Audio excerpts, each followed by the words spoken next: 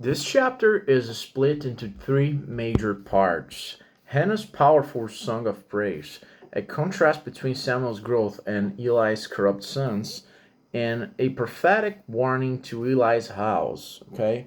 The first part of this chapter covers Hannah's songs of praise. After giving Samuel to the Lord, Hannah rejoices not just in her son, but in the God who reverses human expectations. She praises God who raises the lowly and brings down the proud, feeds the hungry and leaves the full empty, gives life and brings death, exalts the humble and humbles the mighty. The Lord brings death and makes alive. He raises the poor from the dust. Okay? Actually, this is a song and was sang by her, so it should be the Lord brings the death and makes alive. He raises the poor from the dust. It should be something like this, along those lines. This song sets the theme for all of First and Second Samuel. Okay, God exhausts the humble and brings down the arrogant. It foreshadows both King David's rise and the fall of the proud, like Saul and Eli's sons. Okay, so the second part of this chapter covers Samuel grows in the Lord's presence. Spring, spring, sprinkled sprinkled throughout this chapter are little updates about Samuel. The boy ministered before the Lord. The boy grew in stature, in favor with the Lord and people. These verses are subtle, but they show that God is preparing a faithful leader even while others are failing.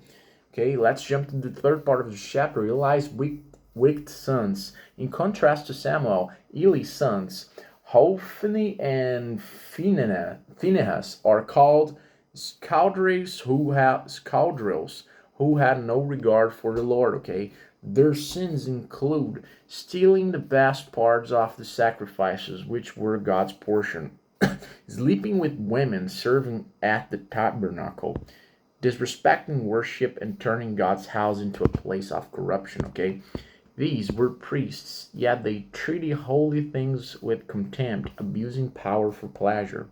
Eli hears about their actions, but only gives them a soft rebuke, not real discipline. Okay, the fourth part of the chapter covers a prophetic warning to Eli. A man of God, a named prophet, comes to Eli and gives a harsh warning. Because Eli honors his sons more than God, judgment is coming. His descendants will no longer serve as priests. His family line will be cut off. Both of his sons will die on the same day. God will raise up a faithful priest instead. Eli is held responsible not just for his son's actions, but not for his son's actions, but for his failure to confront them properly. Okay, so what are the key lessons from this chapter? The first one is God honors the humble and opposes the proud. Hannah's loneliness becomes glory. The corrupt priests fall. Second lesson, God's preparation often starts quietly. While others rebel, Samuel grows quietly in the background, being formed for something great. Third lesson, spiritual leadership is a serious responsibility. Eli's sons used their position for selfish gain, and God judged them for it. Okay. Fourth lesson, God still speaks through prophets, even in dark times. When the priests were silent, God raised a voice to confront sin. Okay. So the first Samuel chapter 2 contrasts two paths.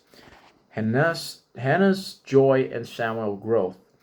Eli's failure and his son's corruption. Okay, it ends with a warning. God is about to bring real change. A new era is beginning. Okay, don't forget to hit the like button, subscribe to the channel, and I see you in the next one.